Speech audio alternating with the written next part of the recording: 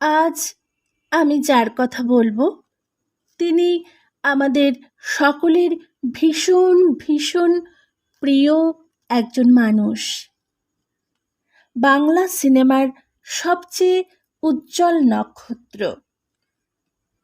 তিনি হলেন সত্যজিৎ রায়।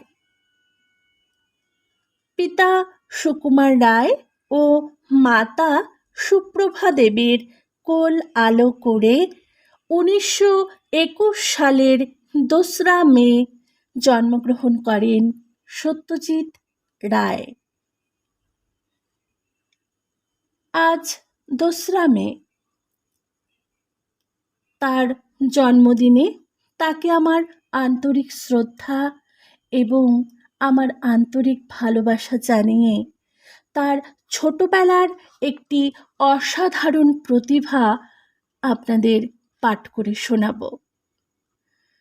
থাম্বনেল দেখে নিশ্চয়ই বুঝেছেন কি?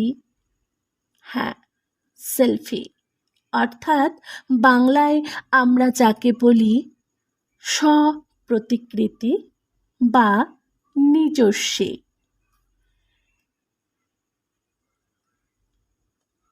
সালটা 1934 কি 1935 হবে।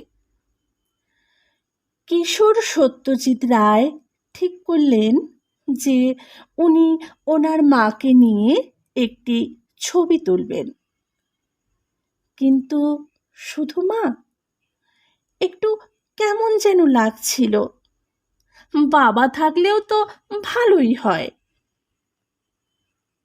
কিন্তু তা কি করে সম্ভব? বাবা সুকুমার রায়কে তো যখন 2 বছর বয়স তখনই হারিয়েছেন। সশরীরে তো বাবাকে পাবেন না, তাহলে উপায় কি?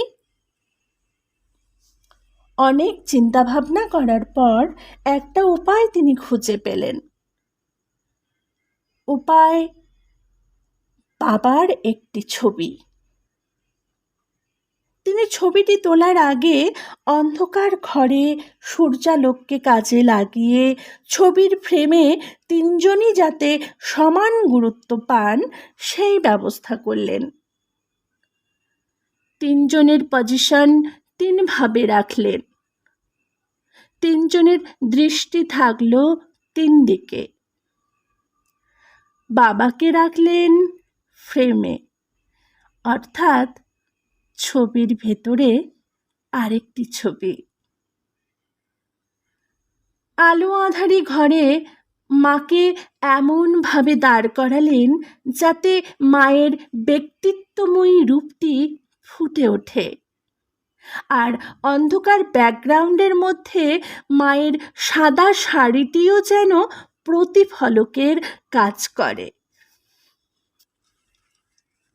এবার তো আসল কেরামতি। ছবিটি তুলবে কে? ফ্রেমে 3 জনকে থাকতে হলে উপায় একটি। কি সেই উপায়?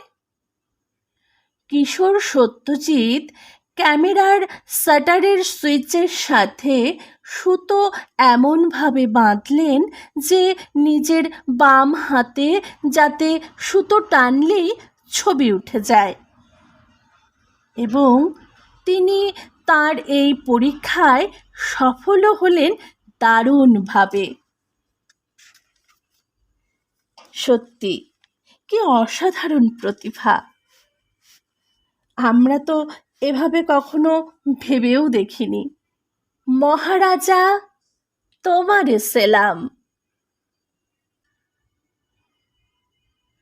সত্যি আমরা কখনো ভাবতেই পারবো না, না এভাবে। আমরা তো সব রেডিমেড পেয়ে পেয়ে অভ্যস্ত হয়ে গেছি। এই ধরনের ভাবনা আসেই না, ভাবতেও পারি না আমরা। তো যাই হোক, লেখা এবং ছবিগুলো আমি ইন্টারনেট থেকে সংগ্রহ করেছি। আপনাদের কেমন লাগলো বলবেন। ধন্যবাদ সবাইকে।